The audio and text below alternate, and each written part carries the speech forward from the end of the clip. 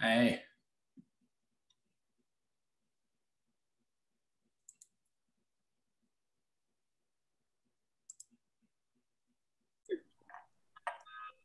Forgot to start the recording. It starts automatically, but I always stop while people are piling in and we're talking nonsense. Now, no one that watches this later will know about Food Town and Cheer and Flat Coke. Ruined it. Flat Coke, yes. Or they'll catch us saying that, and people will be like, "What is wrong with that shit?" Many things. But what was I going to say right before that? Oh, Spider Tack. So when everybody talks about how the offense is plummeting, I am very excited to see what percentage of it is attributable to Spider Tack, because I think it's going to be a lot. It's going to be a lot. And I mean, batting averages are about 237. But seriously, it could easily jump 20 points just because the ball doesn't break as much. Yeah. When the ball doesn't break as much, people don't swing and miss as much. And it's just going to be a big deal. And so I'm pretty excited about it. Anybody else have anything that is unusual that they spotted this week other than giant slices of pizza? Oh, I did want to say the Cooperstown Symposium is today. So that was my bad.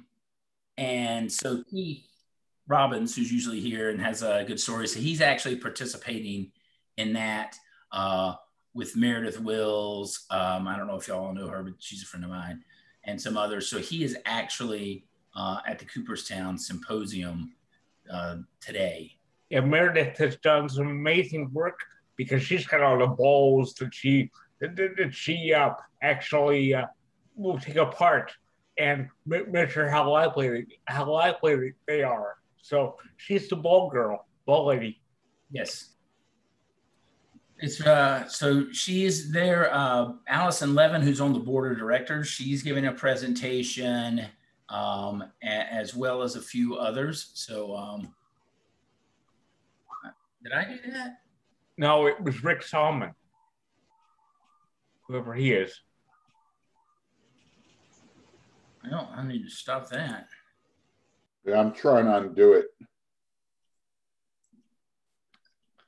I do have to say, I was watching Friday afternoon on Marquee Network. It was so wonderful to have the Cubs back at 100% yesterday, and coming back from 5-1 to beat the Cardinals. I mean, Wrigley Field was going crazy. I'd never heard that for mid-June. Cubs Cardinals game in mid-June that they were acting like it was October.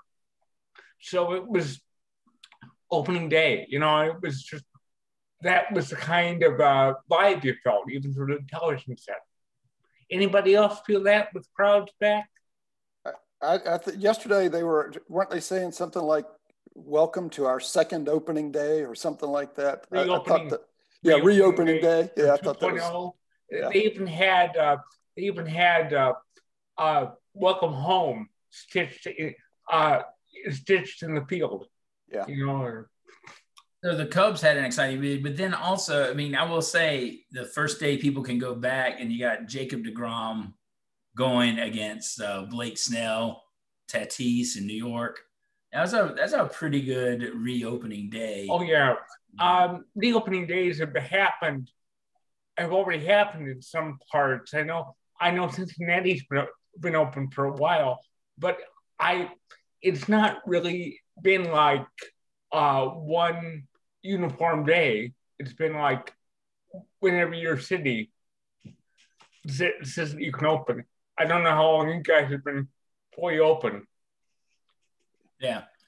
I think the Dodgers will be this Tuesday, June 15th, and the Angels will be, they come home on the 17th, and they'll be full capacity. I mean,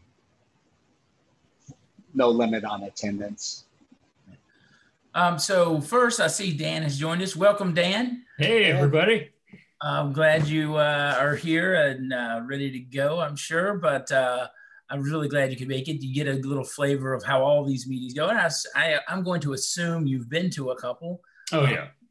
in person and on Zoom. Yeah, so it's very informal to start, and that's why I want you to feel as comfortable as just let it rip, because we've had a variety of people talk. I don't know if you've seen Ralph Carhart on the Hall Ball part. No. Oh, it's pretty funny. That's a fun interaction. But we went because he interviewed all these Hall of Famers and at least talked to them about the ball. So it was a lot of fun. We got to mention Keith won't be here. And so after that, after Dan goes, we'll do some trivia.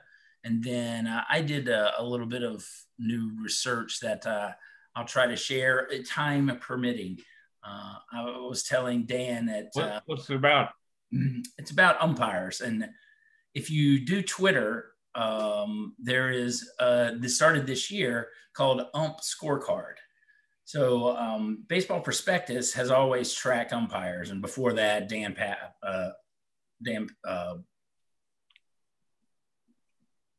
Pappas. Doug Pappas. I was stuck on SDs. Dan got me. Doug Pappas used to track umpires and ejections, but they've always kept track. I think Keith Woolner, who works in the front office of the Indians, started it at Rexport Baseball in the 90s. But what it does is it talks about whether an umpire is favorable to hitters or pitchers, and then how many runs are scored, how many home runs are hit while he's behind the plate, things like that. But the ump scorecard is taking it to the next level because they use all the StatCast data of where the pitch ball was and really how accurate they were. So I write monthly for Mets 360. If you're bored and want to read some interesting stuff about Mets, I go over there and read those articles. But they're always Mets-centric. But one of the things that when I've been following this on scorecard was, how much are the Mets getting ripped off? Because everybody thinks they get cheated by the umps. Right. But I'll have some stuff on that time permitting. But obviously that's always good. And because I did this article a couple of weeks ago, there's more data that has been brought up. All right, so we're going to get to the meat of the meeting. Dan Epstein. Yes. For those of you that don't know, he's written a lot about the 70s. Big Hair and Plastic Grass was his big, really, that's his website, but it's also, if you collected cards, and I think all of us have some experience behind us. So we really remember what those days were like. And today, well, I hope maybe we can teach some of that Big Hair and Plastic Grass, but we'll talk about his newest book, The Captain and Me. And I don't know if, I was very entertained to see on his website, he covered that it was also an album title at the time. I thought that was going to have my own little clever joke, but there's a lot of debate about whether Thurman Munson should be in the Hall of Fame. And most of us know that Ron Blomberg was the first designated hitter. So I think Dan is going to share some terrific information with us. And Dan, take it away. If you want to tell a little more about other research you've done, we'd love to hear that as a little bio, and then the floor is yours. Great. Well, yes, Big Hair and Plastic Grass was my first baseball book. It came out 11 years ago today, and that was kind of my love letter to baseball in the 70s, because that was the era that I fell in love with baseball, and it was an era that I felt really didn't get the kind of love or appreciation or even understanding that it deserved from baseball historians. I felt like the 70s had been treated as sort of this aberration, this decade where a lot of weird stuff happened, a lot of ugly uniforms, etc. And let's talk about Fisk's home run in the 75 World Series and Hank Aaron breaking Babe Ruth's record, and let's move on. And I felt like, no, there's so many great stories in there. So I tried to do it justice with Big Hair and Plastic Grass. My second baseball book, Stars and Strikes, specifically focused on the 1976 season, which I felt was a very underrated season for a lot of reasons, and that was filled with amazing characters and storylines, including the resurgence of the Yankees led by Thurman Munson. And Thurman Munson going back to my very first Major League game, which was May 30th, 1976 at Tiger Stadium. Yankees came to town to play the Tigers, and I saw Thurman Munson hit a home run. And though I was a Tigers fan and still am, I was just so impressed by what I saw Thurman do on the field that he immediately became my favorite catcher.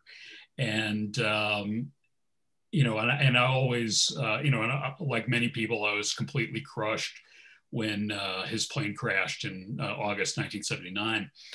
And, but, you know, I didn't know that much about Thurman beyond what I had read in the newspapers and sporting news and all that. And, you know, the picture that all those, you know, that the media in the 70s painted of him was of a very gruff, really, you know, unpleasant figure who, you know, obviously tremendously talented ball player, leader of a great Yankees team, but, you know, but not a nice guy. And I guess it would be about 2 years ago now, I was put in touch with Ron Bloomberg. He had a couple of ideas he wanted to kick around about, you know, me writing a book with him. And as we talked, I felt like the one that was most compelling was about his friendship with Thurman Munson. I did not realize that they were best friends. And, you know, because Ron was kind of out of the picture by the time I became a baseball fan. He had a number of serious injuries that kind of literally put him on the DL for 2.5 years, from mid 1975 to the beginning of the 1978 season. And so coming in as a baseball fan in 1976, you know, it was like, who is this Ron Bloomberg guy? But he started telling me all these stories about him and Thurman hanging out and the things they would do off the field. And I realized that I had a very narrow image of who Thurman was as a person, and that I didn't fully understand, even though I knew he was a great player, I didn't fully understand what he brought to the Yankees during his career. And so the more Ron and I talked about it, the more I thought that we should write a book about, you know, their time together. And, you know, it's kind of an odd couple relationship. You know, Ron was this very gregarious, outgoing guy from the South. Thurman was this very insular, gruff, at least, you know, on the surface, guy from the Midwest. But somehow they really connected pretty quickly. They both came up with the Yankees, you know, around the same time. They were drafted a year apart, both #1 draft picks, and both were sort of predicted to be the guys who led the Yankees back to the promised land after this really, you know, bad period in the mid 60s.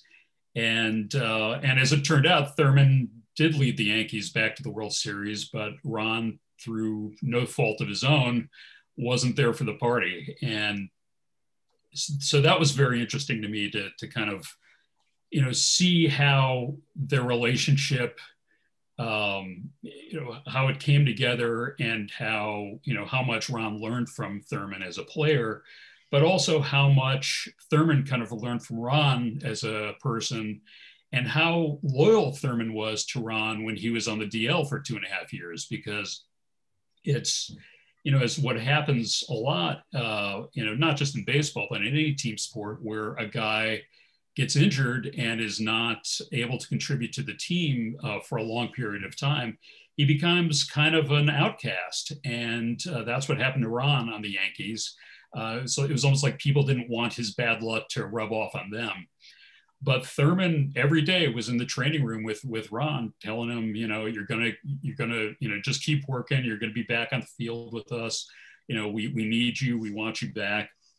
And that was a side of Thurman that I never knew about. That how loyal he was as a friend, as a teammate. How, you know, when everybody else was dropping Ron, Thurman stuck by his side, and that really touched me. And so we talk a lot about that in this book, but there's also a lot of, you know, game memories of certain games, memories of, you know, them hanging out at the Apollo Theater in Harlem, going to see the Shy-Lights and various musical acts. As Edward mentioned, the Captain and Me is the name of a very good Doobie Brothers record from 1973. And as it turned out, from talking to Ron, turns out Thurman was a huge Doobie Brothers fan, and that was one of his favorite albums. So when I learned that, I thought, you know what, that's got to be the title of our book. So I'm going to read a short passage from it, and then if anybody wants to ask questions about this or anything else 70s baseball related, I'm game. This is a section from chapter 5 called Where Were You in 72? And 72 is Ron's first full season with the Yankees. By now, Thurman, had already established himself as a team leader. And Ron was, this was the year that Ron, was going to be a starting position player for the Yankees full time. He would become their first DH in 1973. And obviously we get to that in the book as well, but this is before all that. And throughout the book, Ron and I Ron tells most of the story, but I chime in occasionally to, fill in the details and the context. But what I will be reading is all in Ron's voice. It was an unseasonably hot March night in Fort Lauderdale, and we were playing a spring training exhibition game at Little Yankee Stadium. I can't remember who we were playing, but I remember I wasn't in the lineup that night. I was sitting on the dugout bench with Rich McKinney and Jerry Kenney, and I'll be honest, we weren't paying attention to the game. We were joking around, checking out some of the women up in the stands, who we liked, who we didn't like. Like I said, it was pretty hot out for March, and the women at the game were dressed accordingly, which we didn't mind at all. McKinney was a real cut-up. The Yankees had gotten him from the White Sox over the winter in exchange for Stan Bonson, and he was supposed to be our new starting third baseman. But I thought it was kind of a bad sign when he showed up for the first day of spring training and immediately made a beeline for our trainer, Joe Suarez. The first thing out of his mouth to Joe was, "What do you do for crabs?" "What do you mean, what do I do for them?" Joe asked. "I got the crabs," Rich told him, his voice a panicked whisper. "I've been out all night long and I'm messed up." And this was his first day with the ball club. We called McKinney Krabs from then on, and we also called him Bozo because his hair was big and fuzzy and red. It was almost as big as the afro that Oscar Gamble used to have. Bozo also made sense as a nickname for him because he had no idea where he was half the time. If you'd put his brain in a bird, it would have flown backwards. I swear he'd show up to games sometimes without his glove, and he'd always lose track of his bat. Most of the time, he seemed to be much more interested in talking about women than talking about or playing baseball. But Bozo was hilarious, and boy, could he make us laugh, which is what Jerry and I were doing with him during that night game in Fort Lauderdale, when Thurman suddenly appeared in front of us, steaming mad. He was in a grumpy mood to begin with. I think he was having a bad game at the plate, or somebody had fouled the ball off his foot. And now he was looking like he was ready to kill someone. He walked over to the dugout water fountain, which was one of those old ones like we used to have in the school hallway, where you press a button on the spout and the water comes up. With a single motion, he grabbed it, ripped it from its base, and threw it to the ground next to where we were sitting. And then, now that he had our undivided attention, he completely unloaded on us. "When I'm playing the game, don't you ever make a joke about it," he raged, while water from the busted fountain spurted out all over the dugout. "You watch the game. Do you understand?" No one said anything. We just sat there, petrified. Thurman paused for a second, took a deep breath, and looked directly at me. "Bloomy, you're going to be facing this guy this season," he said, pointing out at whoever was pitching against us at that moment. "You've got to watch him now and learn what he does, so you know what to expect when you come up against him." Thurman's lecture would have gone on, but we had to vacate the dugout. The busted plumbing was dumping so much water onto the floor that it was already coming up to our ankles. The Yankees had to call an engineer down to the dugout to fix it that night, because Thurman had completely broken the pipe the fountain had been attached to. We spent the rest of the game on the grass, drying out in foul territory. After the ball game was over, I went up to Thurman in the clubhouse. He was still in a foul mood, and I knew it wasn't always a good idea to try and talk to him when he was feeling that way, but I felt like I had to say something. Look, Thurmy, I told him, I made a mistake, and I apologize. He grunted and didn't look up. I turned and started walking away. Hey, I'm only saying this for your own good, he called out from behind me. You're going to wind up facing this guy in the 9th inning sometime, and you've got to know how he's going to throw, because we're going to need you to get a base hit off him and win the ball game. My first impulse was to say to Thurman, I was watching him. I was just joking around with the guys while I was doing it. But I knew he'd know that was BS, and Thurman never had much use for excuses. So I just told him, okay, you're right. It won't happen again. That was the first time he ever really got on me like that. But from then on, he would always remind me, watch the game. I want to get a ring on my finger, and I want to get a ring with the New York Yankees, and I want you to be part of it. I wanted that too. Thurman got on McKinney an awful lot after that too, but McKinney didn't care. It was like he was on another planet. He didn't do much for our team, unfortunately, and he didn't even show up to the ballpark sometimes. He wound up getting sent down to the minors at the end of May. Stan Bonson, on the other hand, won 21 games for the White Sox in 1972. That wasn't a good trade.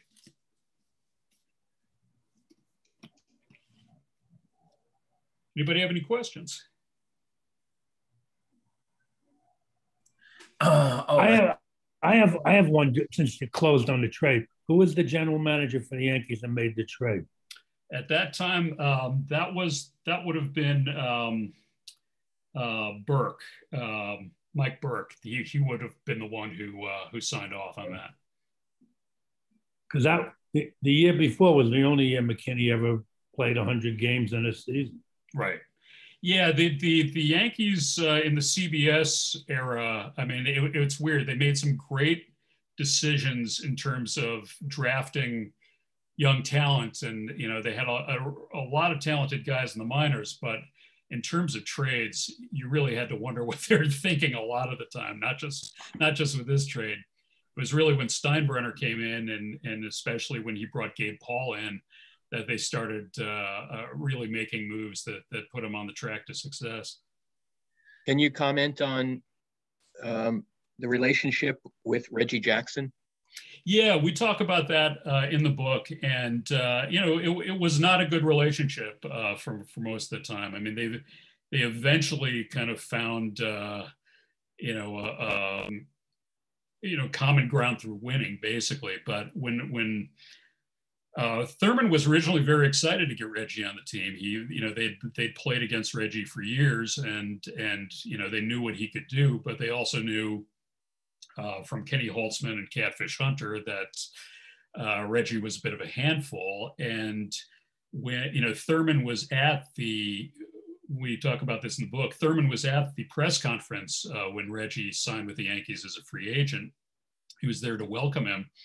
And he went in, Thurman went into that feeling, really good about it. But then when he heard what Reggie had to say to the press about, how the Yankees were going to be so much better with him on the team and they were going to win 10 more games next season. And, here's Thurman who, just had an MVP season as captain of the Yankees. And he felt very offended by that. He felt like, this is a guy coming in saying like, essentially like I'm the new sheriff in town. And, and from that point on, I mean, this was even before I'm the straw that stirs the drink comment. Thurman was really put off by that. And then of course, Reggie in that Sport Magazine interview really kind of threw Thurman under the bus. And, it took a long time before they were able to kind of, be, for the ice to thaw. At the same time, Ron says that, Thurman made it very clear that you know, whatever bad blood there was, it was between him and Reggie, and he didn't expect Ron to take a side in it. He didn't expect anybody to take a side in it. That this was like you know, like what were, you know, there was already enough drama on the team, and Thurman didn't want to feed into that. But you know, he made it real clear that you know, he did not appreciate the things that Reggie was saying. Well, did you get the feeling that from Reggie's standpoint, that the discord was because Reggie wanted to be, you know, the biggest and most famous Yankee, or did Reggie want to be the leader of the team and saw Thurman standing in his way? I don't think it was either of those things, actually. I think because, I mean, Thurman hated talking to the press. So he would, like, you know, in the first half of the 70s, Ron was one of the big press magnets in the Yankees clubhouse. Like, he always had a quote, the reporters would flock to him. And Thurman was fine with that because it took the attention off of him. Thurman just, you know, before or after a game, just wanted to chill out, wanted to, you know, be left alone. And so the fact that they were swarming around Reggie, it was not an issue for Thurman. And you know, Reggie, you know, I don't think Reggie felt like, you know, he wanted to take attention away from Thurman. Reggie just wanted to have attention on Reggie. I think it was, you know, Reggie wanted to be Reggie, and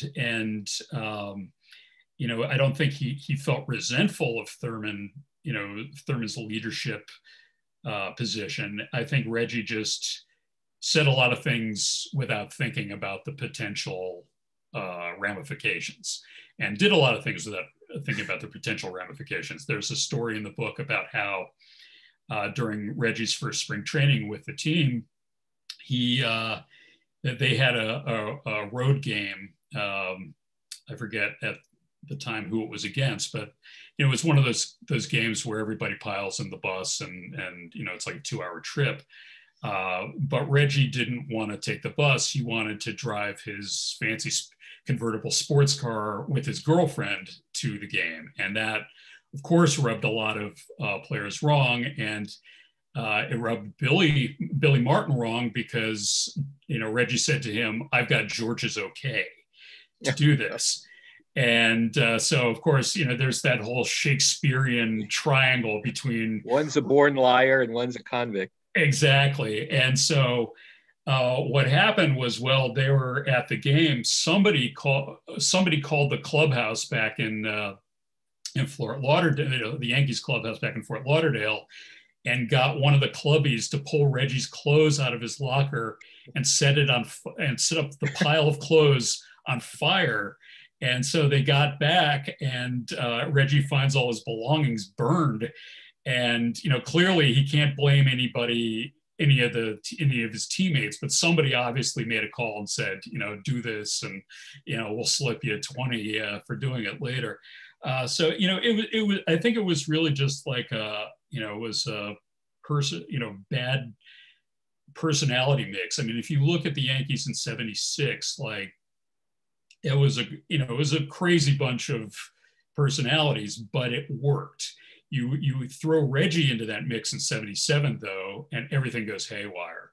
And you know, and I don't think Reggie intended to be, you know, a threat. And in fact, you know, by the end of, you know, by '79, you know, that Thurman and Reggie had won 2 World Series together, and you know, there's enormous respect between them as players. And you know, I think that they formed kind of a grudging, you know, acquaintanceship. I wouldn't call it a friendship, but you know, working exactly. Thurman took Reggie on his plane a couple of times. You know, Reggie tried to you know, pay him, you know, for the fuel, and Thurman refused. And you know, there was, you know, they found a way to kind of you know, make it work.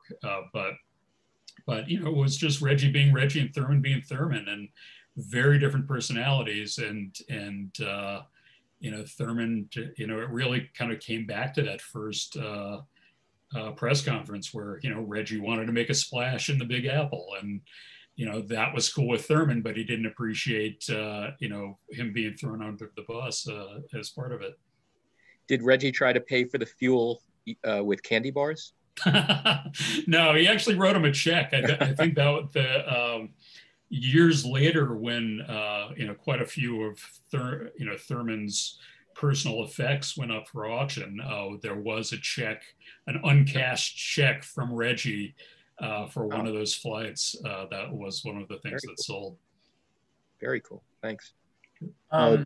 George Steinbrenner had promised Thurman Munson that he would be the highest paid Yankee.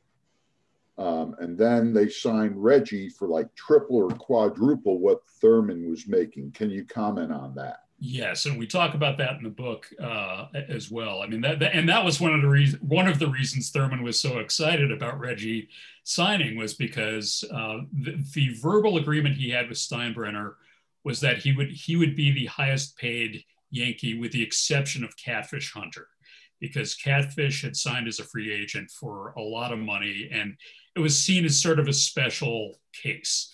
And Thurman understood that. Thurman loved Catfish. They had a great working relationship and were also great friends off the field. So, you know, Thurman didn't begrudge him that, but felt that as the captain, anybody else who comes on, I should be making, you know, however, you know, high their salary goes, that should be mine as well.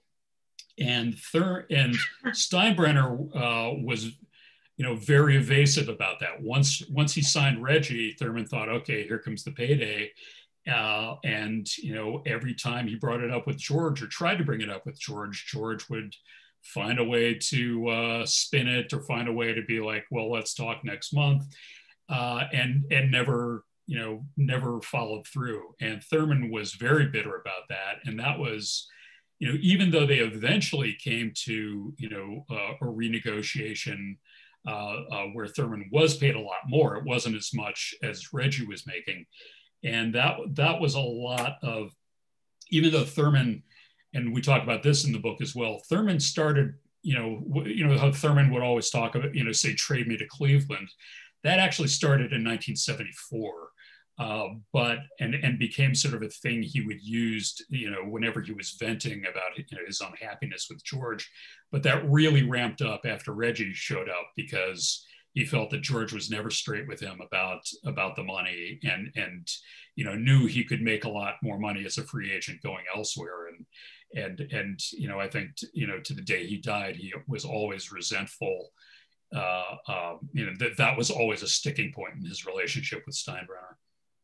And another question, the Yankees have had a long time policy of no beards. Right. And yet there were a number of times Thurman would start growing a beard. Can you comment on that? Yeah, that again was like part of Thurman's way of getting under George's skin. That, you know, the policy didn't really, I mean, I guess it had always been there, but at least in terms of long hair, the Yankees, you know, a lot of the Yankees started growing their hair long in '73 after the A's won the World Series in '72. They thought, like, well, you know, this is, you know, if the A's can do it and they won a World Series with long hair, you know, what's the problem of us doing it? And there's a story in the book where in the summer of '73, George calls Thurman and Ron and a couple other guys up to his office and he has a barber waiting there for them and says, okay, you guys are going to get your hair cut. And to a man, they all just flat out refused. I think, you know, Ron was sitting like 400 at the time and thought, like, you know, this is going to be like Samson. If I get my hair cut now, you know, my batting average is going to drop. And Thurman, you know, Thurman used a lot more colorful language in his refusal. And they all stormed out of there. But they were also worried about it because it was like, what's going to happen now? Like, you know, Steinbrenner can't trade all of us, but like, are we going to get fined for refusing? What's going to happen here? And the next day, they go to their lockers and they all have an envelope, all have envelopes in their, waiting for them. They open them up and it's a letter from George saying, you know, This is just, this is a little present to show how much I respect you guys, because I know I know now that you guys are fighters and you're the kind of guys I want on my team. If you'd knuckled under and accepted the haircut, I would have known that you guys were, you weren't fighters. And there was $100 bill in each of the envelopes. And, in 1973, $100 was, that's like $500. And for now, and for a player playing back then, that was a decent chunk of change. I mean, Ron had to fight one year for a $500 raise. So a $500 bonus out of nowhere, or a $100 bonus out of nowhere was pretty cool. But there was still, there was that no beards policy. They were allowed to wear mustaches. But there were several pictures of Thurman, like in '75, where he's got a full beard going, and he would show up to spring training every year with a full beard, just a bug Steinbrenner, and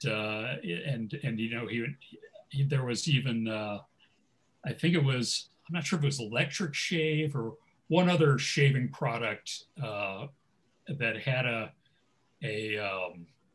TV ad in 1978 where Thurman is called into George's office about his beard, and there's a riff about electric shave and how Thurman's gonna finally gonna shave you because he loves this stuff so much. And yeah, it was definitely a sticking point in their relationship as well. It was electric shave, April in '78. Right, there you go. Yeah, thank you. And I thought it was always funny that even before he knew Munson's name, when he first became the owner, George would say, tell 15 to cut his hair. It's like, yeah. I thought that was pretty funny. And also reminds, well, I'm only 41, so this is all history. This is history I didn't live through, and it makes me realize, here we have a generation gap thing here going, and it's open rebellion, I suppose. Yeah, no, and the 70s were kind of the first time where you get a lot of players who were kind of exercising that rebellion muscle in a way. I mean, there had been some high profile, like Koufax and Drysdale in 1966, some, high profile contract holdouts, but that's sort of, I like to say that, that sort of rebellion that you saw on college campuses in the 1960s, it really sort of bleeds over into the game in the 70s.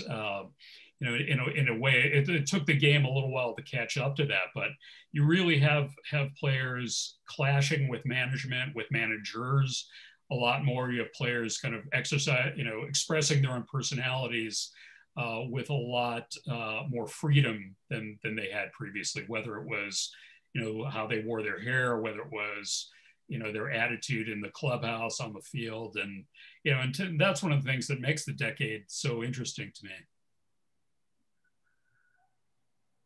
My thing for that is when I see Munson, and you were talking about just how gruff he always was. Certainly my impression at the time, and I was, I started Little League in the very early 70s, and so baseball card collecting. So 70s is prime baseball for me. But I always thought of Munson. I always try to think of a comparison. But to me, he always came across as Dick Butkus, right? Yeah. On the field, you are not screwing around, and so he always seems like just the biggest, I think they call him a red ass, which we have catchers still like that today. Right. That really would be, but did Blomberg make any kind of comparisons in those discussions that says, oh, he would be like X today, or he would have been like Y back then? Any kind of conversation around that? Not so much. I mean, I tried to, we talked a lot about, comparing him with other catchers of his era. I tried not to get too much into the comparison between now and then, because I think that kind of thing can tend to come off as, kind of get off my lawnness. It's like, well, players today, they don't, but, Thurman definitely, he was hard nosed, and he, left it all on the field. I mean, he was never, whether it was an at bat, whether it was a collision at home plate, like he was gonna go in full on. He was not, not pulling any punches. And, we talk a lot in the book about Thurman's rivalry with Carlton Fisk, and which I, obviously two best catchers in the American League in the 1970s, and two catchers who were compared constantly, and much to Thurman's chagrin. And they were very, very different players, and so we get into that. I mean, Ron calls Thurman, he describes him as a blue collar criminal behind the plate. Like, this is a guy who, his uniform was always dirty. He was always just looking for a way to get it done, way to win. He was always messing with opposing hitters, whether it was, talking to them between pitches. One of Thurman's favorite things to do was to say, like, okay, batter would come up, he'd say, okay, you hit that fastball pretty well last time. Let's see how you do with it this time. And that would totally mess them up, because they would think, like, wait a minute, does that mean I'm getting that fastball again? Or is he setting me up for a curve? And they'd start thinking about it. And as Ron says, like, you're not supposed to be thinking at the plate. You're just supposed to be doing. And if you're even spending, half a second thinking about that, that's going to throw you off. So Thurman was great about getting under batter's skin, get into their heads like that. And the thing he would do with Fisk to always mess with him, because Fisk, always had his hair done, not a hair out of place. His uniform was very neat. He'd kind of, swagger up to the plate. And Fisk was the one guy Thurman wouldn't talk to, because he hated him so much. He didn't even want to waste a word on him. But he would take big globs of dirt and just throw it at Fisk's shoes and pants, just to get him dirty, because he knew that would really upset Fisk. And but they were there was like I said, there was a lot of comparison in the press between those two at the time, and that used to make Thurman nuts.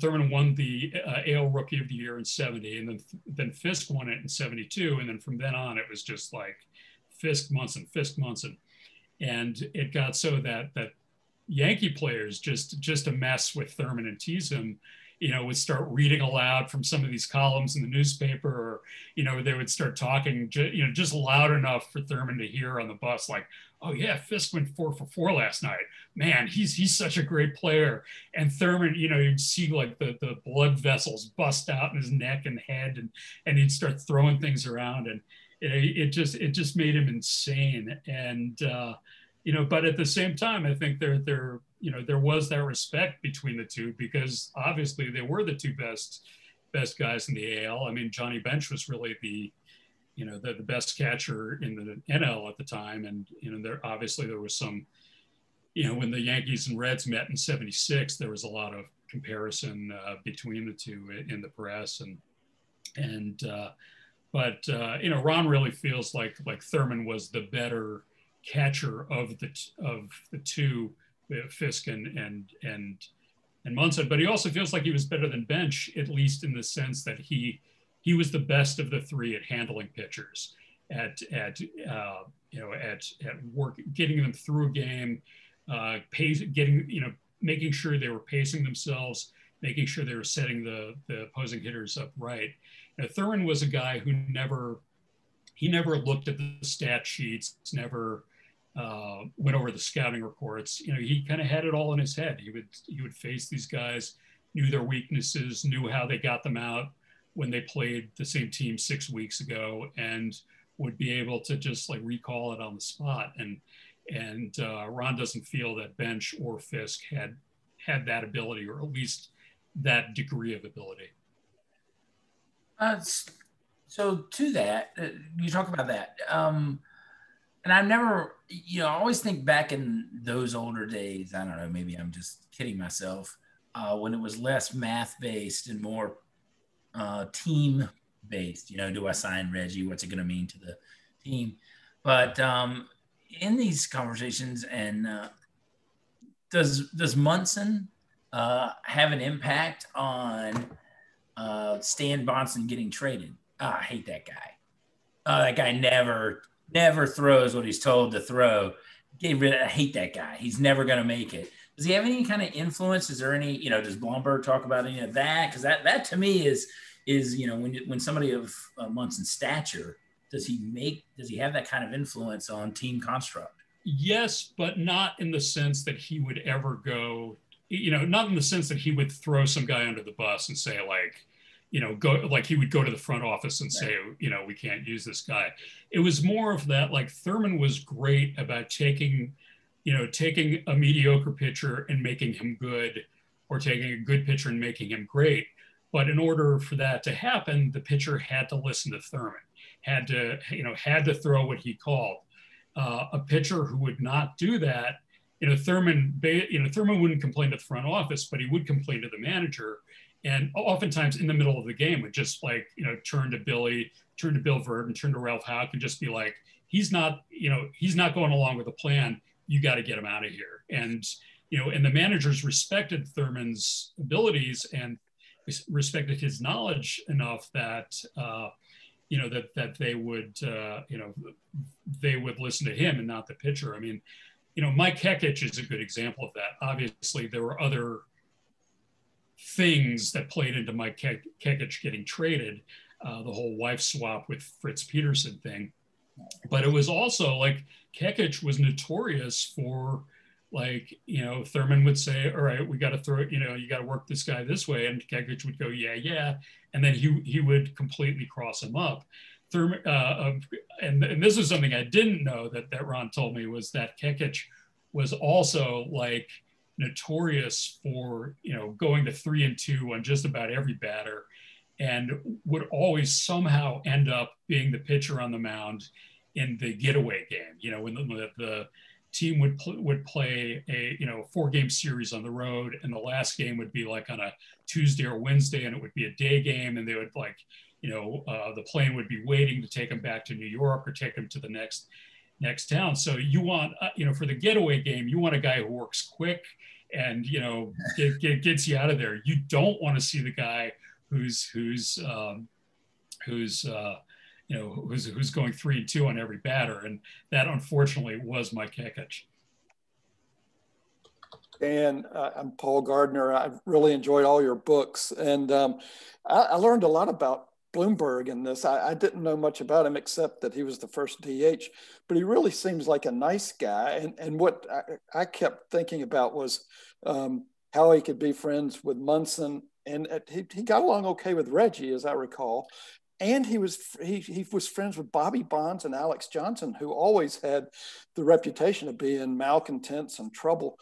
Is he really just that nice a guy who can get along with everybody? I absolutely believe he is. When he told me that, it made perfect sense to me for a number of reasons. I mean, one, he is just a real sweetheart, and he's a very non-judgmental kind of guy. Like and really, like, we did most of the work on this book last year during, like after the pandemic lockdown started, and it was a rough time for both of us. I mean, he makes most of his money these days as a professional speaker and running a baseball camp for kids, and both of those things were off the table for him for last year. So he wasn't making any money, and I had my own things I was dealing with, and it was a pretty down time. And I, like, our conversations, we would usually talk about twice a week on the phone, and I always looked forward to them because I would always come away just feeling so much lighter and so much happier. And Ron really does have that kind of effect on people. He's just, big-hearted, always like make you feel good about yourself, whatever you're doing. And so I could see that really working with him and guys like Bobby Bonds and Alex Johnson. The other thing is, like, though he is from the South, Ron is not, a prejudiced person at all. I think part of that is, growing up Jewish in the South. He was, used to being kind of an outsider in that sense. And Ron it remains to this day, he's a big fan of soul music and rhythm and blues.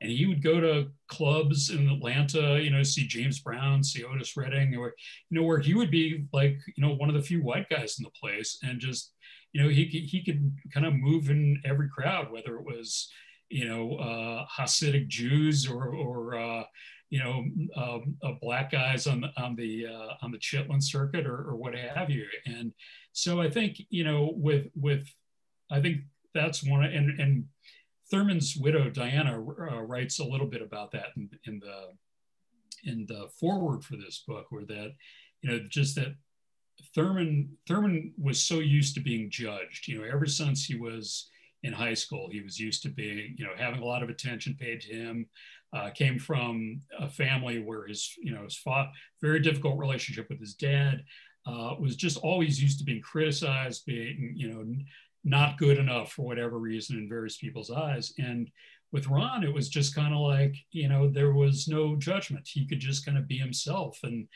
they could bond over how much they loved the game and how much they loved food and how much they loved music. And it kind of relaxed Thurman. And he was, they would go out on the town in New York, and Ron would be the center of attention because Ron was good at that, at occupying that role. And, and Thurman would just hang back. And if people wanted to talk to Thurman was cool with that, but kind of let Ron shine in the spotlight.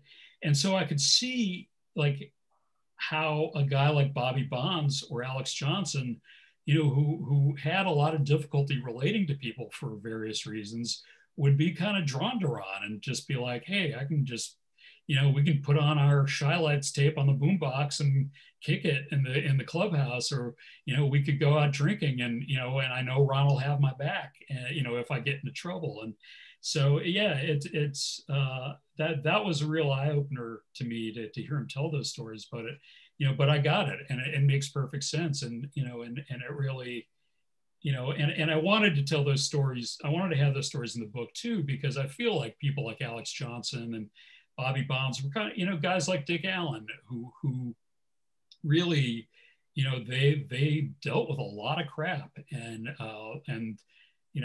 they were who they were, and they were very, they didn't suffer fools gladly. They didn't suffer BS gladly.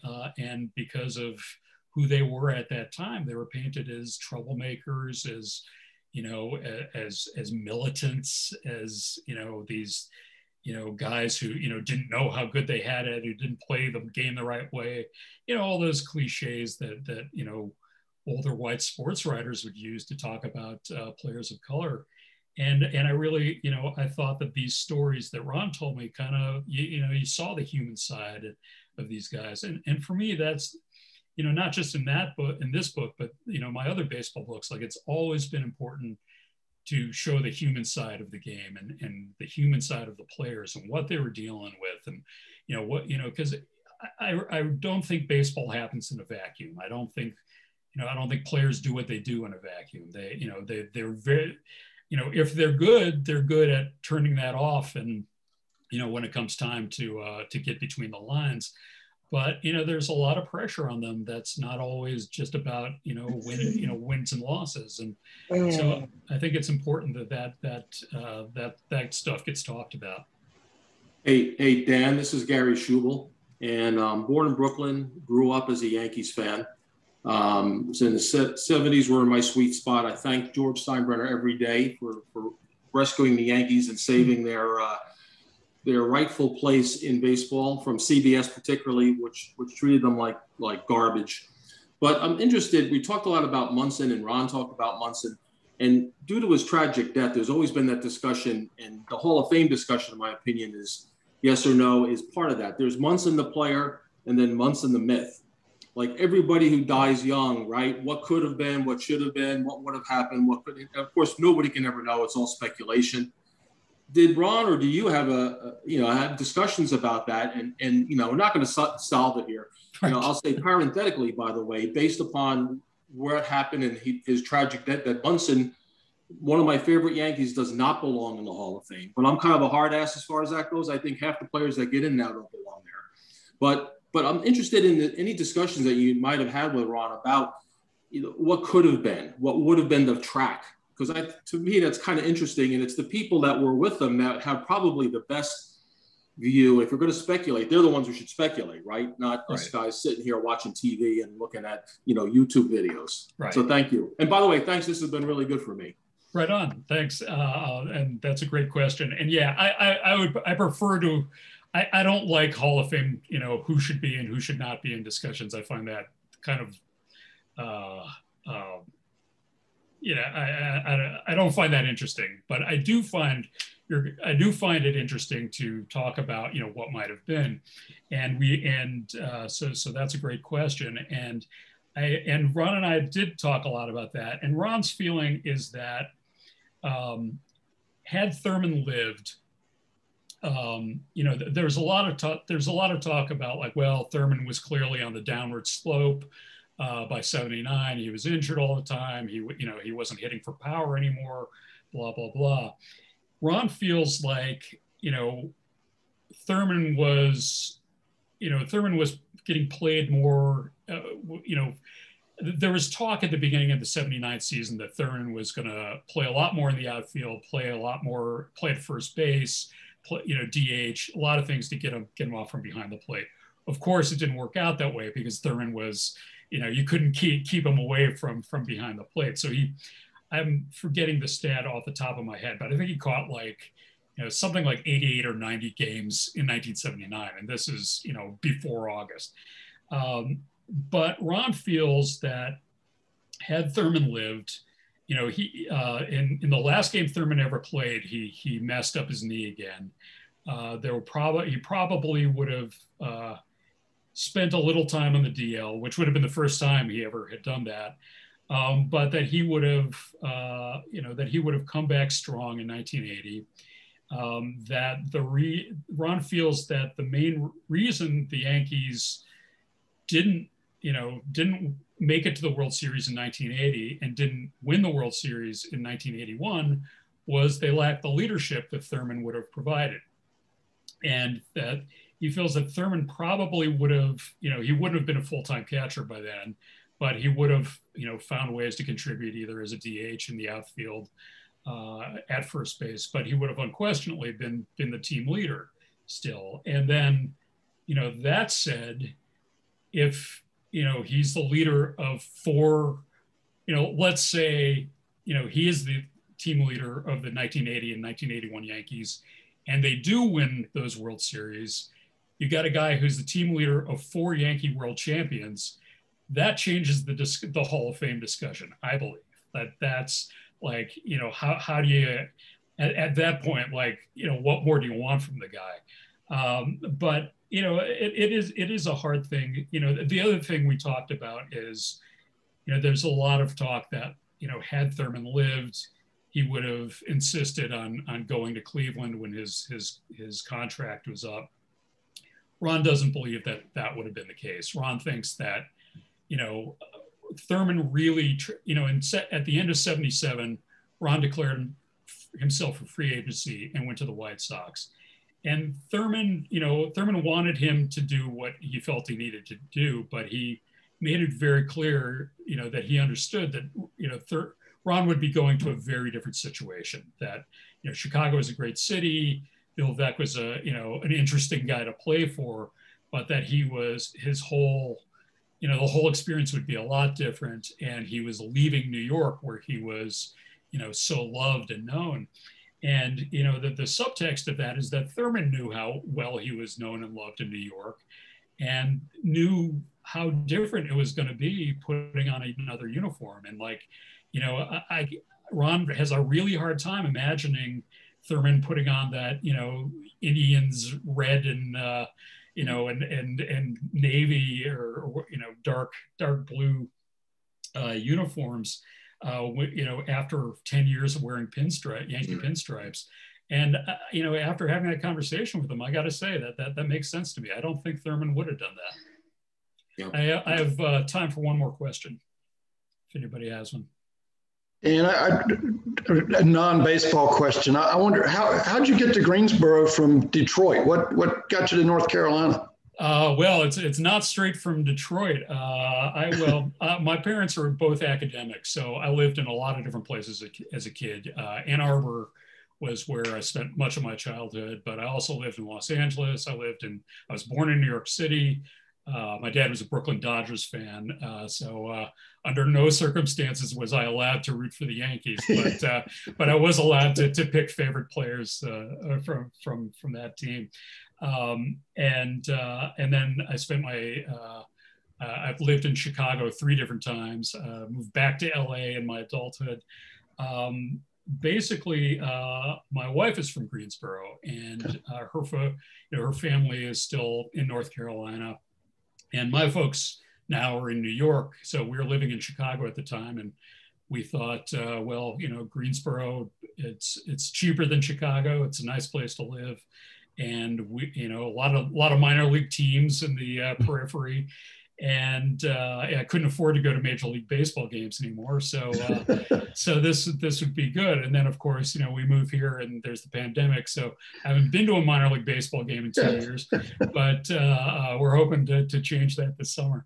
Great. Have you found Fisher's Grill yet? Yes, we have. We live about a mile from there. And the first time we walked in there, having no idea that it was a Tigers bar. Yeah. And we walk in and I see like a Tigers beer sign behind the bar. It's like, that's pretty cool. And then the bartender's wearing a Tigers cap. It's like, all right, cool. And then I walk to the restroom and I see a signed Lou Whitaker jersey framed on the way there. And then in the restroom, there's all these clips from the Roar of '84. I came back and I said to my wife, you know, I think we're in a Tigers bar. Yeah.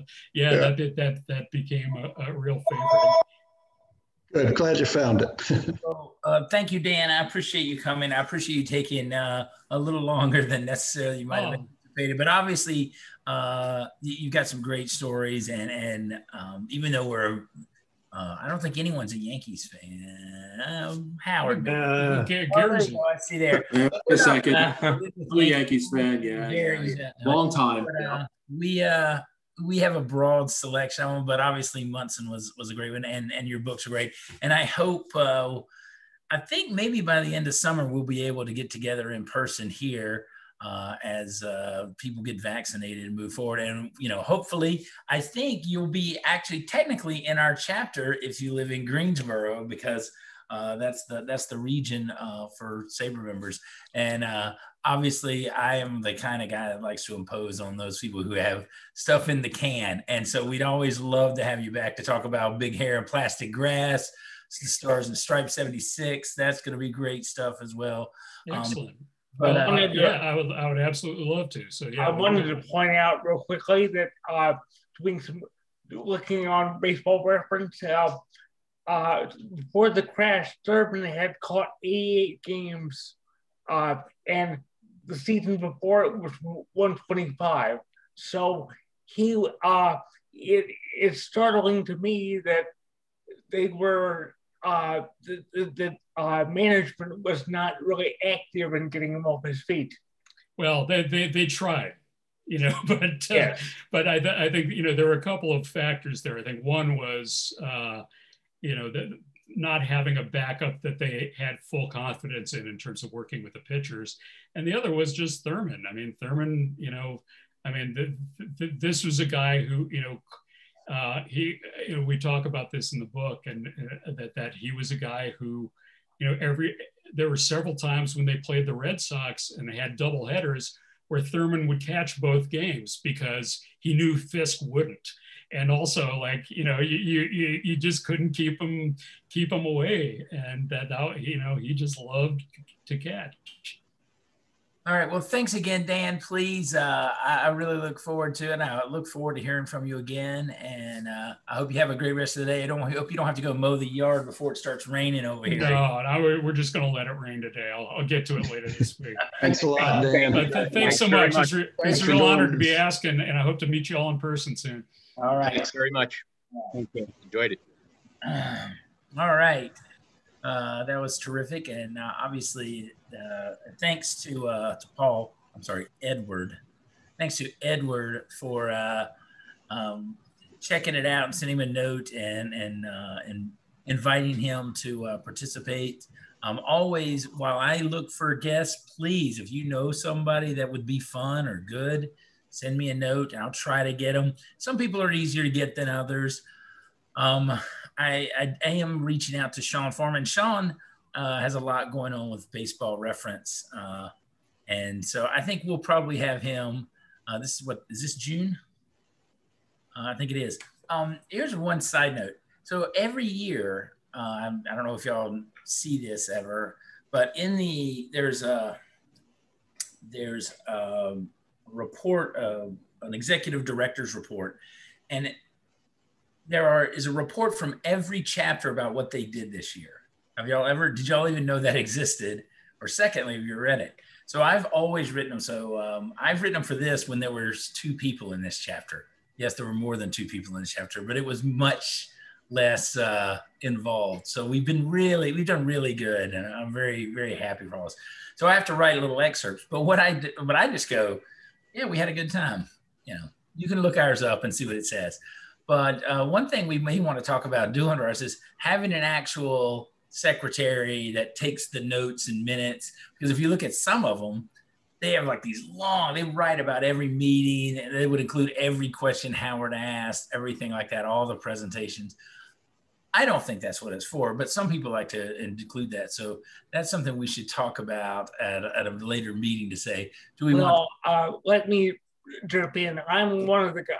I'm with the Louisville chapter. We do a very detailed rundown. Always have, and I think it gives people outside the chapter a good idea about what you're doing. Because if you just say, "Oh, we had a good time," it's like, great. What the heck did you do? Yeah, I agree because I read but I'd never seen that link before. Right. Even though I've been asked to write these summaries every year for a decade or more, I'd never seen all the other ones. Periodically, they would say, here's an example. And so I would kind of follow it. But this year, Leslie Heafy sent us all links to all of them for like 5 years. And I went and read. I was like, oh, well, aren't I terrible? So Ryan, that's a good point. And I think that is something that I think we're going to try to do. But I certainly didn't take notes here, so that this is what we did. And so I do very little as president, but I do. It is kind of, you'd be surprised. It's a lot harder to make the organization and get the people and set up the calls. Seems like nothing, but invariably it is. It's much easier now. I'm on the board in Louisville, and I can tell you it is a lot of work. But I'm not saying every question in that detail, but just saying this meeting we had this person, this meeting we had this person. That's all the detail you really need. Yeah, I will do better because now I've seen what other chapters have done, and so that was one of the interesting things. And then immediately I forgot during this meeting. Oh, I should be taking notes. Okay. I didn't want to. I didn't mean to make you feel bad. What I've been doing during the pandemic is going around to all different chapters, and it's fascinating to see different approaches different chapters are taking. Well, we're glad to have you. We're glad to have Michael. We're glad to have everybody that is not normally that doesn't live. See, this is my favorite thing. And I don't know if y'all are familiar with the Baseball Think Factory chartered community, but effectively, it's the Zoom chapter, the original Zoom chapter. So it is basically an internet chapter for people from all over the country, our founding members. And charter communities are just chapters, but it is where it's, I was president of that, North Carolina, a handful of people in Chicago, a handful of people in Boston, a handful of people in Oregon, and all over the country, where all of our get-togethers are either when one of us travels to a city where a bunch of them live, or virtual where we're chatting online like this. So it's really the original Zoom chapter was Baseball Think Factory, and we're going to have one. Now, I will say our chapter meetings are less, because it's basically a non-regional chapter. But Zoom has made them all non-regional chapters. And Ryan, I think you make a great point of that. I think you're exactly right. People have had the luxury. You would never, if I only had it in our little town over here, you wouldn't be able to participate. So we're really glad that you can. And I think that you might want to look at the charter communities. Now, I think BTF is different than the other ones. We're not focused. We're like, you went to a ball game with a bunch of friends. And so the conversations are just, we don't really have an agenda and speakers. Instead, what we have is camaraderie that is different, and it's a lot of fun. So that's that. But I will try to make it better. You can check our write-up. It's fine. We do well. We've done a great job, and I really appreciate everyone that has started coming a lot from 5 years ago when it would be me and Nick Novosel. So it's really been great. Now, I will say a lot of credit goes to Paul, because he actually, even though the chapter wasn't doing too much, Paul had a Cardinals group. And so I kind of pulled from Paul's Cardinal group, and that has been very helpful. But that's enough about that. All right, Howard, do you have trivia for us? Yes, I do. All right. Do you want to do trivia before you do hear about some baseball umpiring? Yes. Everybody's yes, because I can leave after the trivia. Now, Chris. All right, Howard, take it away. Okay, one sec. Thought I was ready, but. Plus, Francis isn't here, and he always is good at the trivia, so maybe somebody else can win. If Howard takes long enough, maybe you can go ahead and play the umpiring thing. Or are you ready, Howard? I'm ready. Howard's like a 5-second. He's going to share his screen. Usually, it puts up for us to give trivia. Here we go.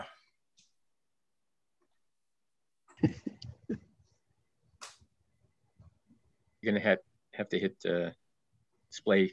You're doing a great job. There you go. You got it? Yep. Got it. Okay, so it's not really the first baseball trivia quiz for us, but it's the first is the theme of the quiz. It's the first one in June.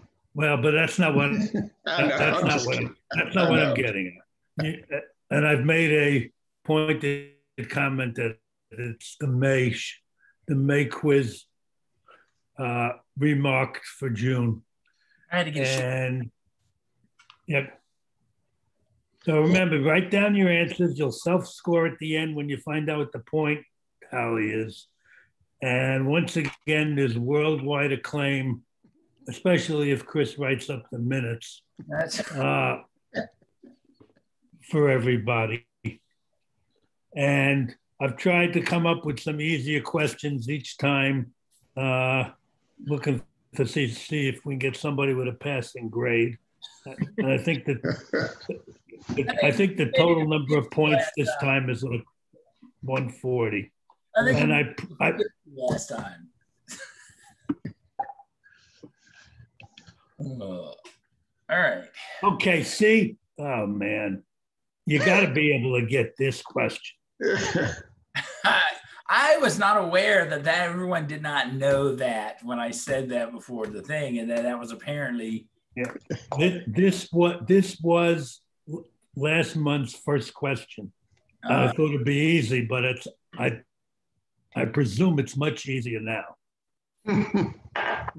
Yes. Was it Thurman Munson? No. Here it is. That's what I wrote down. Reggie. Okay. Here's question 2. Are we okay? Yeah, I think we're good. Yep. Question 2. I thought this was pretty easy also.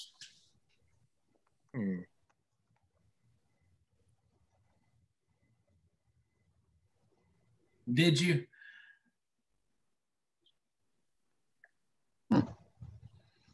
Okay, we're going to go on to 3. The first Hall of Famer to be portrayed by a U.S. president in a Hollywood movie. So we need the Hall of Famer, not the president.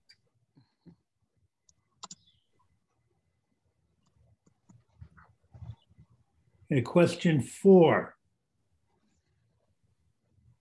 4 players have hit homers before turning 20 and after turning 40. Can you name the first? Wow. And if you can get any of the other 3, we'll give you some bonus points later on. But the question is primarily about the first.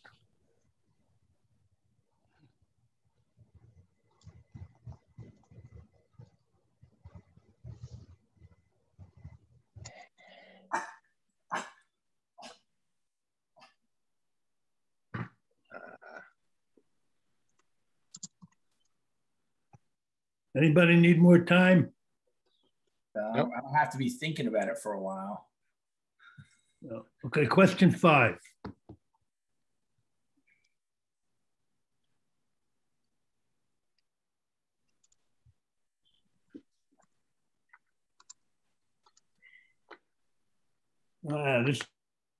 This is a pretty sticky question.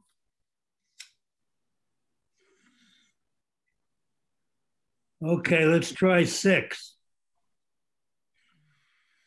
First cross slugger. Play on words in the modern vernacular. It's actually this one is questions because it's very underrated. You know the answer to this, Chris. I don't know the answer. I think I know the answer. Sometimes I thought I knew the answer and I did not know the answer. Yeah, this is the answer is pretty surprising. Not that he accomplished it, but it's not the name that comes to mind. Question 7. Who was the first manager to lead 2 different teams to a World Series title? I do know that one. You sure? Yes. You really sure? I'm more like 99% than 90. Okay. That's pretty sure. Question 8. Was the first pitcher this century to win 20 consecutive decisions? This century. No. It's not this century anymore. It's a different century. Yeah, it's this century now. No longer the meal ticket. Hold on a second. No, since he was been dead for 100 years. Right. Not the meal ticket.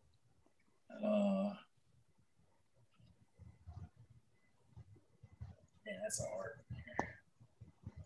Yeah, it's hard. Okay, question 9. Who was the first player in Major League history with 3 straight seasons of 35 homers and 200 hits?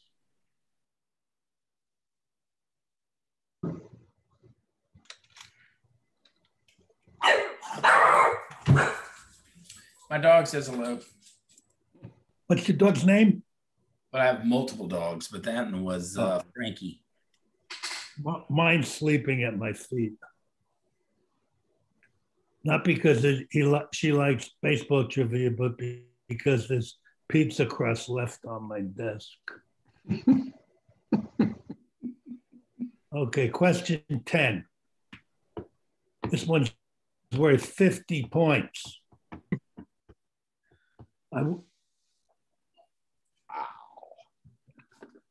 wish Mr. Spalding was here for this. I know that one. I don't know if it was the first one. No.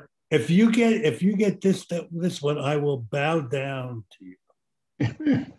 Maybe I know who the last so, one was.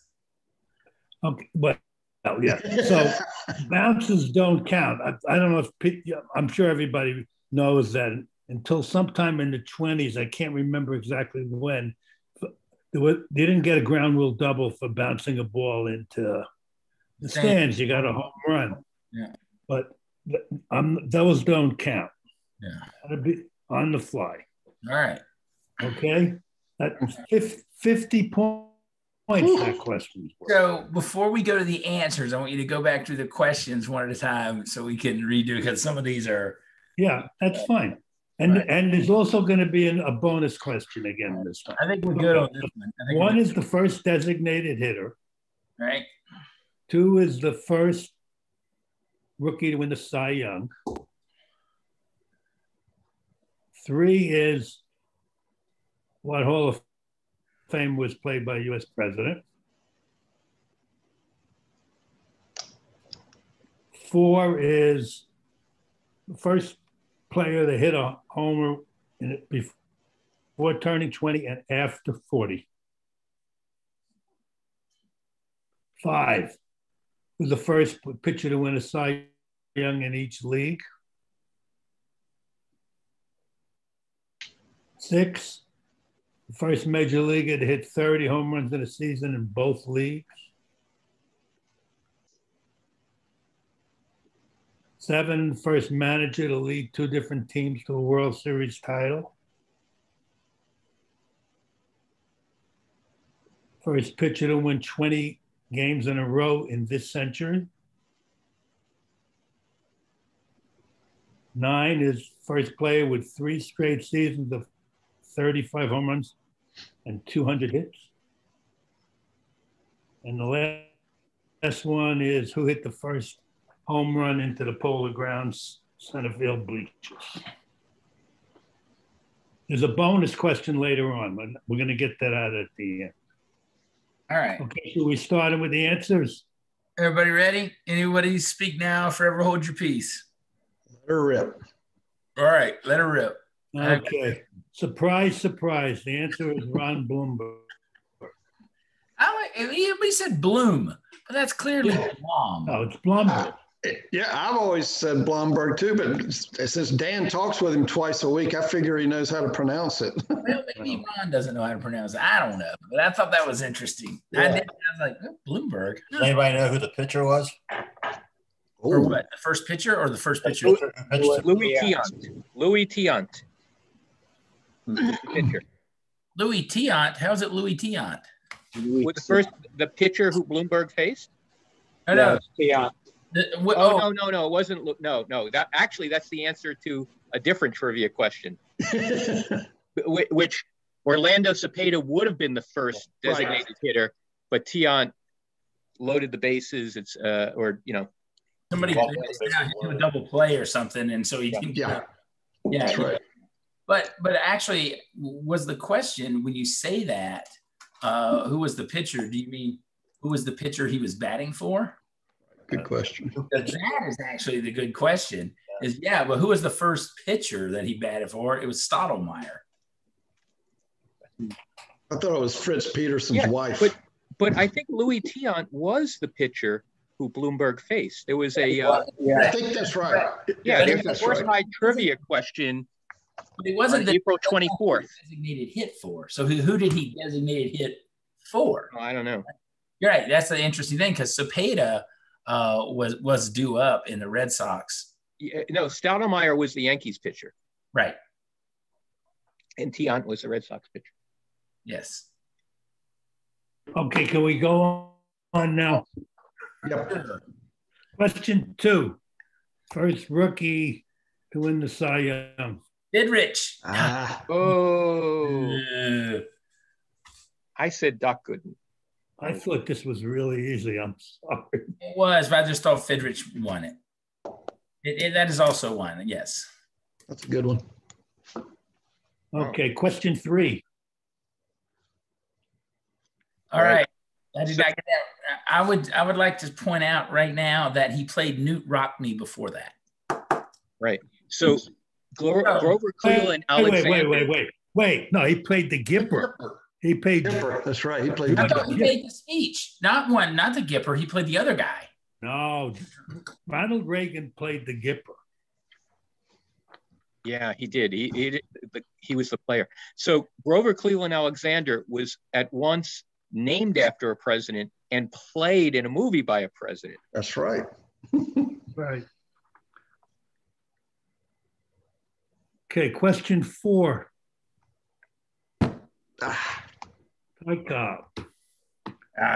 If anybody got Gary Sheffield, I'm impressed.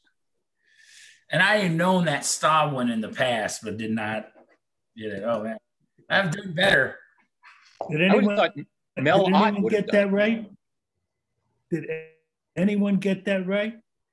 I didn't. A-Rod. I would have thought Mel Ott would have come close. Mel Ott last year he was 30. Mel Ott was 39, I think, in his last year. Okay, question 5. Gaylord Perry. I got that one right. I got that one. Okay. Oh, wow. All right, here's the one. Question 6. The big cat. The big cat. No, not the big cat. Dr. Strangeglove. Hi, you sure it's not the big cat?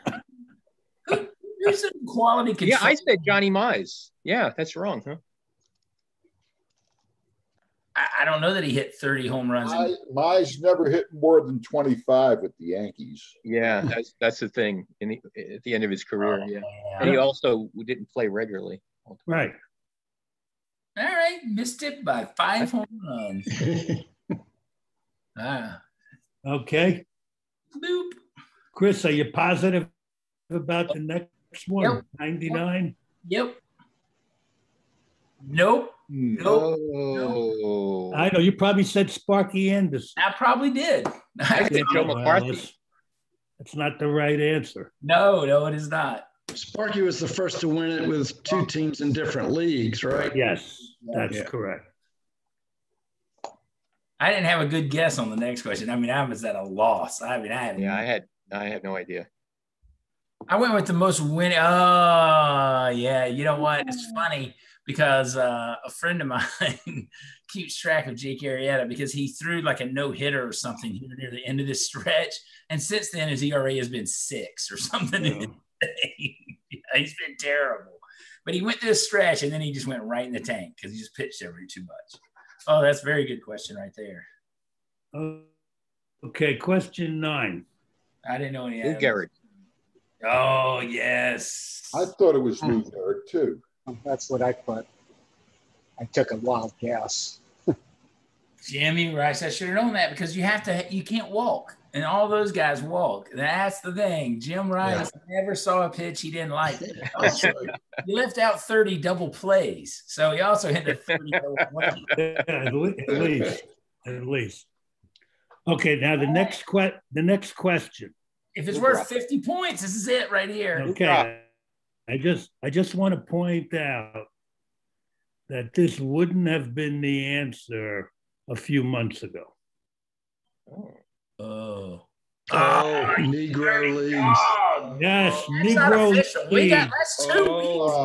Negro Leagues. That's a great one. Good That's one. not launched yet. That's not launched yet. That's you got till the 15th. What's today? Chris, suck it up. That's not till Wednesday. That doesn't count. That's a good one. Yeah. All right. So let me ask you this question.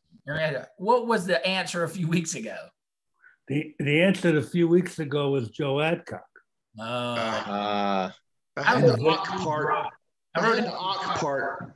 OCK. So the interesting thing is, in all those years in the major leagues, more than 50 years that the Polo Grounds was in play, Adcock did it in the early 50s, and then it was done 2 more times on consecutive days. Right, right.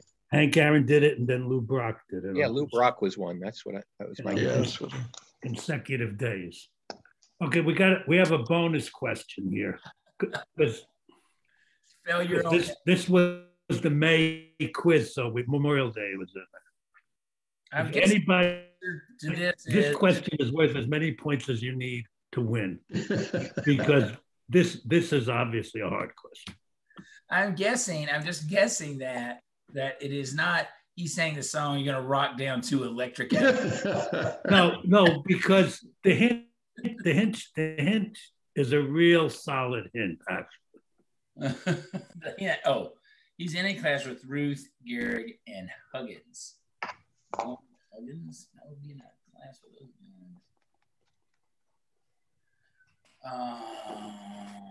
They appear in a baseball. Do you want this written down or to say? No, you got to write it down. You got to write it down because maybe 2 people have an idea. Yeah. Come on there, Paul. Well, people were starting to talk. I don't want to miss my chance. Okay. So is everybody finished with their answer? No, I'm not.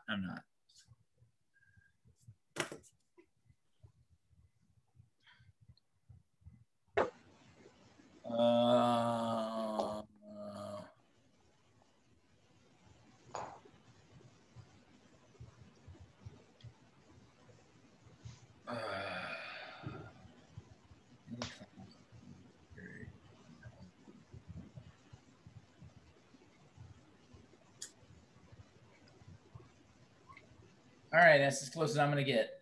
Okay, so Ruth, Gehrig, and Huggins were the 3 people honored by monuments in center field in the old Yankee Stadium.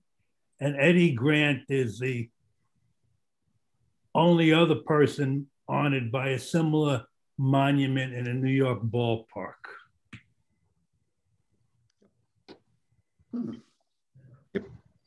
I got that one, so I get 150 points for that. Are you serious right now? Yeah, wow, that is outstanding. And I'm going to be singing that damn song the rest of the day. Thank you, Chris. Oh man, that was fantastic. Oh, man, that was great. That catch was made the day I was born. It was the second best catch in Brooklyn that day. Yeah. The first was the obstetrician catching me. That's fantastic. So Tom Tango and I, this picture. So I do a lot of defensive analysis, and I've studied a lot of it. Go back to that picture. Come on, man. I do a lot of research on this. So if you go to this, so you could actually tell how far a guy went by counting his steps. It's very regular. People stride 7 feet in a step. So you could tell. And the flight of the ball, how far, when they're doing all this StatCast, they talk about how far a player ran to catch the ball.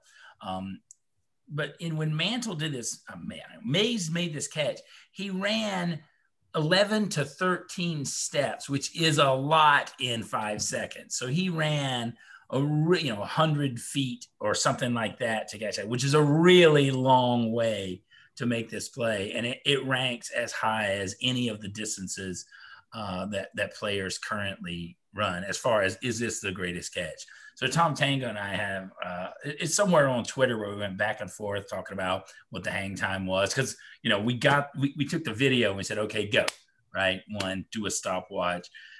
This is really a great, great catch. Not just in the mythos, but mathematically, it is also a fantastic catch. It was followed by a fantastic throw. Yes. Yeah. Yes. I just finished a really good book about the 48 Indians, and Feller really comes off as a jerk in that book. He said Mays's catch was nothing special. He'd seen plenty better than that. There are a lot of other things he does, but he just dismisses Mays's catch. Yeah, just as he dismissed Jackie Robinson. Yeah.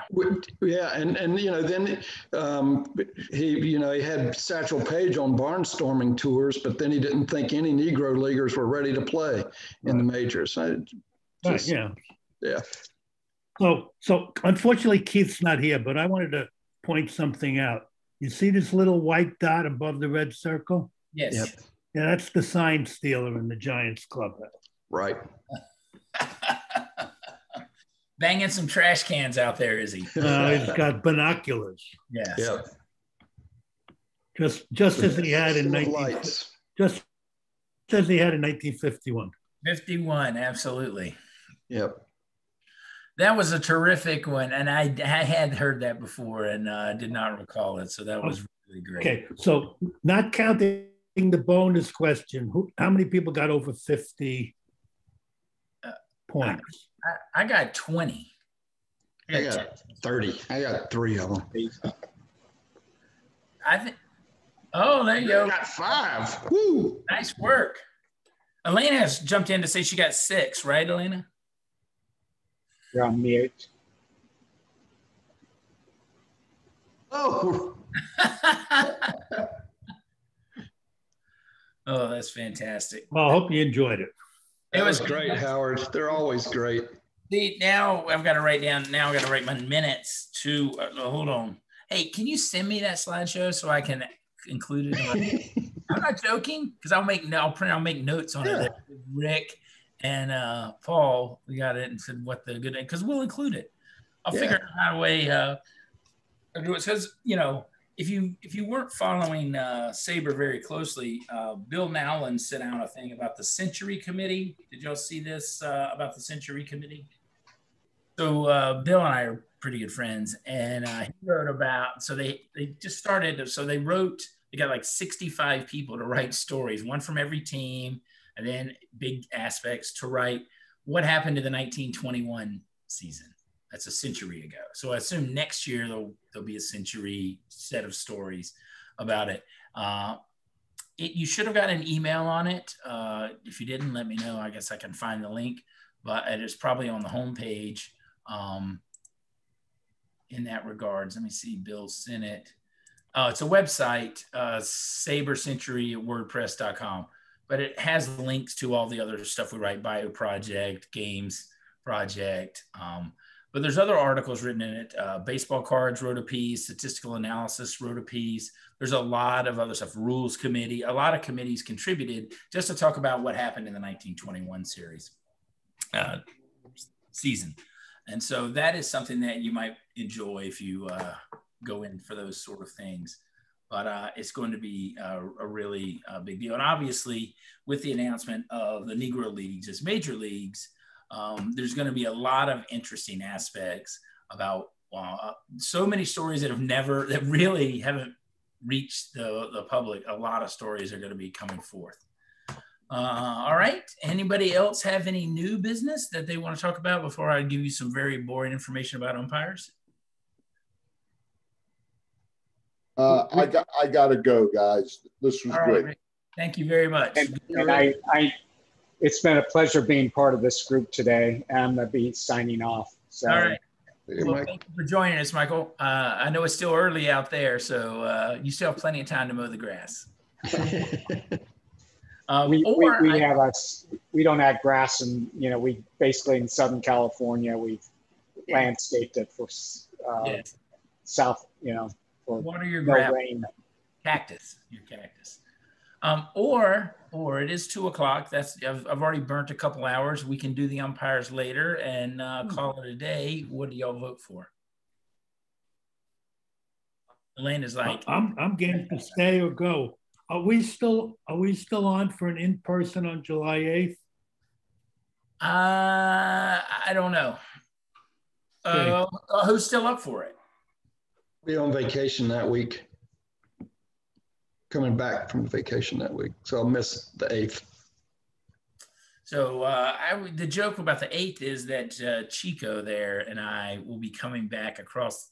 So I'm flying out to LA to see Chico, and then we're driving back across the country for as fast as we can. No, it's not like just because I got to go to work the next week. So I'm going to get out there on Friday, and we're just going to haul it coming back. It's nice.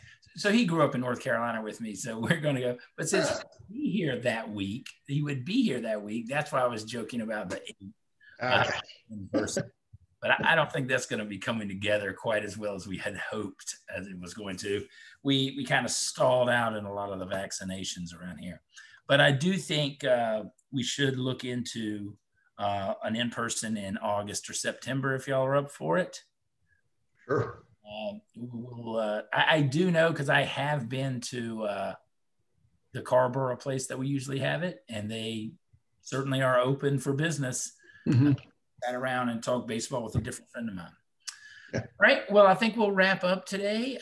Thanks everybody for coming. It's always great. And if you have a date in mind, well, let's talk about that right quick. We still have minutes before 2.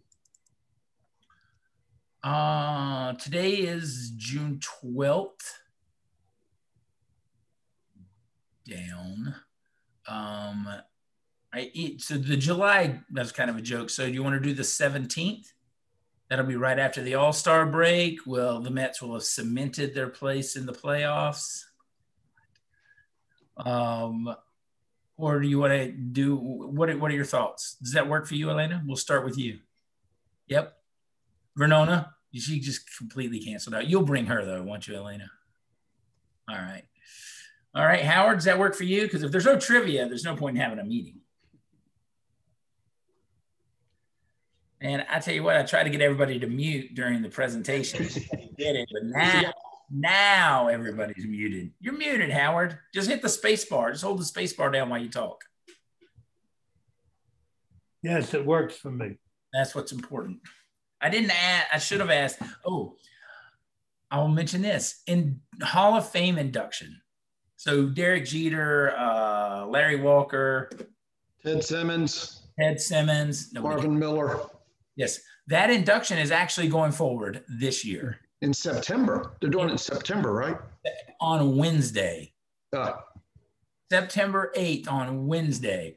So everybody that hoped that Derek Jeter's induction was going to set the record for attendance, that is not going to happen. So I've long been a member of the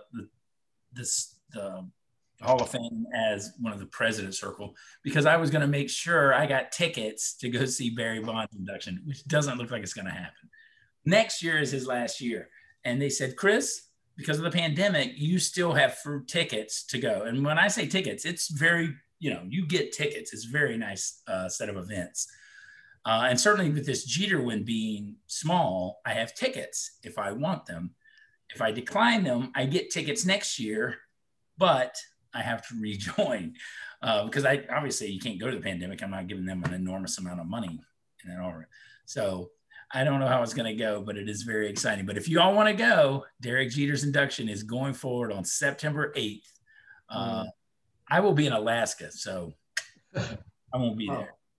Are they definitely doing it in Cooperstown? Because there had been talk that they were going to do it inside. Oh, there's room to do it inside at Cooperstown. Okay.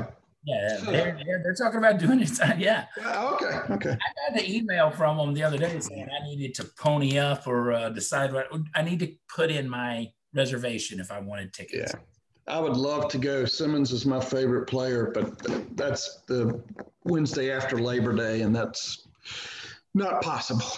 Yeah. So, other than that, what else is exciting? If you're not watching the college baseball, the Vanderbilt team has 2 amazing pitchers. If you get a chance to watch them, whether or not you join to participate in that, I'm shocked that it costs $35. I won't ask you to participate in that. If you want to, that's your $35. Just make sure you're getting your value. And we'll set something up for July 17th. Okay. All right. Great. Hey. Everybody have a great day, and we'll see you shortly. All right. Take care, everybody. See y'all. Cheers. Thanks. Okay.